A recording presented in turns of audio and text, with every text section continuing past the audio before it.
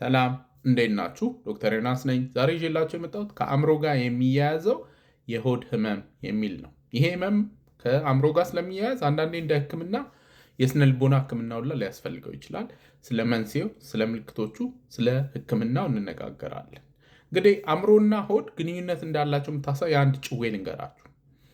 ሁለት ጓደኛሞቾች የሆነ ዝግጅት ነገር አለ ብቻ ሴሌብሬት ለማድረግ አብረው ይወጣሉ። በመሃል የሆነ ረብሻ ግርግር ምናምን ይፈጠራልና መሯሯጥ ምናምን ይጀመራል። በዚህ መሃል አንድ ህግ አስከባሪ መሳሪያውን ያቀባብልና ወደ ሰማይ ይተኩሳል ማለት ነው። ከዛ አንደኛው ደንግጦ አስቀመጠው። ከዛ ሁለቱም ጓደኛሞቾች እግሬ አውጪኝ ብለው ሮጡ። የአንደኛው ትንሽ ቆይቶ ሲያዩ ሱሪ ምናምን ነገር ተበላሽቷል። ከዛ ላይ እንዴ ምን ሆነ ነው ምናምን ሲለው አይ ደንግጬ ነው ምናምን ነገር። ከዚህ በፊት ወድን ያም ነበር እንዴ ሲለው አያመኝም ሲል ታዲያ ከምኔው አቀጠንከው አለው። ኤኒዌይ እንግዲህ ሆድና የአእምሯችን ግንኙነትን ለመረዳት ስትረስ ላይ ስትሆኑ ምን ያህል ነው ሽንት ቤት ቶሎ ቶሎ የምትመላለሱት፣ ፈተና ሲኖር ወዘተ የሚለውን እንግዲህ ራሳችሁን ሁላችሁም ገምግሙ። ግን አእምሯችን ከሁሉም የሰውነታችን ፋንክሽኖች ጋር የተያያዘ ነው። ከሆድ ጋር እንግዲህ ይሄ ብሬን ገት አክሲስ ይባላል። አእምሮ ሆድ ያላቸው ግንኙነት ኖርማል ከሆነ ምንም ችግር የለም። አንዳንድ ሰዎች ላይ ግን ሴንሲቲቭ ሊሆኑ ይችላሉ። ይሄ ህመም ኢሪተብል ቦውል ሲንድረም ይባላል። ኢሪተብል ቦውል ሲንድረም ያላቸው ሰዎች ሆዳቸው ይነፋል ትንሽ ምግብ በልተው፣ ከዛ ላይ ቁርጠት ነገር ያስቸግራቸዋል። አንዳንዶቹ ላይ እንደ ተቅማጥ አይነት፣ አንዳንዶቹ ላይ ደግሞ ሆድ ድርቀት። እንግዲህ ይሄ አይቢኤስ ዲ ዳይሪያ ካላቸው፣ አይቢኤስ ሲ ኮንስቲፔሽን ካላቸው፣ አንዳንዶቹ ላይ ድርቀትና ማስቀመጥ እየተፈራረቀ ያስቸግራቸዋል ማለት ነው። እና መንስኤው የተለያየ ነው። ከአእምሯችንም ጋር ይያያዛል።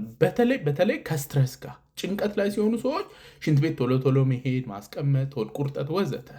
እና አይቢኤስ ያለባቸው ሰዎች ደግሞ ልክ ሽንት ቤት ሄደው እንትን ሲሉ ትንሽ በቃ ቁርጠቱ ይሄ መነፋቱ ቀለል ይላቸዋል። ቆይቶ ደግሞ ይመለሳል። እና በዋናነት እንግዲህ ይሄ የአንጀት ሴንሲቲቭ መሆን ነው። ለስትረስ ሴንሲቲቭ ሲሆን፣ ለአንዳንድ ምግቦች ሴንሲቲቭ ሲሆን ነው ማለት ነው። ይህ ህመም ያለባቸው ሰዎች ህመም እንደሆነም አያውቁም። ለረጅም ጊዜ በዚህ አይነት ሁኔታ ውስጥ ሊያልፉ ይችላሉ። የተለያየ አይነት ምርመራ፣ ይሄ ኤክስሬ ላይ የሚታይ ነገር አይደለም። አልትራሳውንድም ቢታይ የሌሎች ምርመራዎችም ላይ ብዙ የሚታይ ነገር አይደለም። እና እንዴት ነው ህክምናው ስንል በዋናነት ሰዎች አንጀታቸው ሴንሲቲቭ ነው ማለት ነው ለምግብ። ስለዚህ የትኛው ምግብ ለእኔ ይስማማኛል፣ የትኛው አይስማማኝም ብሎ መለየት። እንግዲህ ኢንተርኔት ላይ ገብታችሁ ዝርዝሩን ማየት ትችላላችሁ። ፎድ ማፕ የሚባሉ ምግቦች አሉ። ፎድ ማፕን መቀነስ ከአመጋገባችሁ ውስጥ ማስወገድ ያስፈልጋል። በተለይ ሲምፕል ሹገር የሆኑ ምግቦችን፣ ጣፋጭ ነገሮችን መቀነስ። አንዳንድ ሰዎች ቡናም ሴንሲቲቭ የሆነባቸው ሰዎች አሉ። እነሱን መቀነስ ማለት ነው። ዝርዝሩን ገብታችሁ ልታዩት ትችላላችሁ። ከዛ ሁለተኛው ደግሞ ስትረስን በጣም መቀነስ ያስፈልጋል። እና አንዳንድ ጊዜ አይቢኤስ ላለባቸው ሰዎች እንደውም ሲቢቲ የሚባለውን አስተሳሰብን የመግራት ህክምና እንሰጣለን። ከዛ ላይ ማስቀመጥ፣ ሆድ ቁርጠቱ ወዘተ ይስተካከላል ማለት ነው።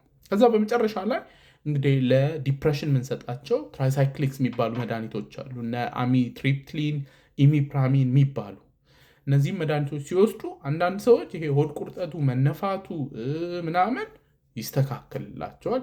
ይሄ እንግዲህ በጣም አስገራሚ ነው፣ አእምሯችን ምን ያህል ፓወርፉል እንደሆነ እና ከሆዳችንም ጋር ያለውን ግንኙነት ይሄ ብሬን ገት አክሲስ የምንለውን የሚያሳይ ህመም ነው ማለት ነው። ለዛሬ እንግዲህ ይዤላችሁ የመጣሁት ይህንን ይመስላል።